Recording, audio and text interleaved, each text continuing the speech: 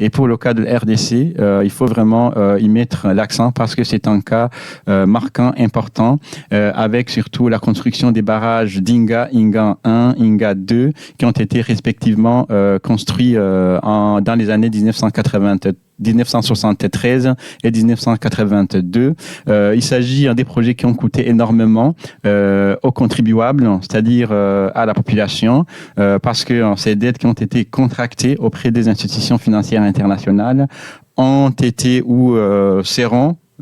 si on se met à la place de ceux qui ont contracté cette dette, payées par la population, mais la population n'a pas vraiment, à proprement parler, bénéficié de la construction de ces projets ou de la réalisation de ces projets, parce qu'une bonne partie de l'électricité, du courant électrique généré par ces barrages, d'une part, ont été orientés vers les mines de Katanga, et je souligne que la construction du barrage Inga 3 en perspective et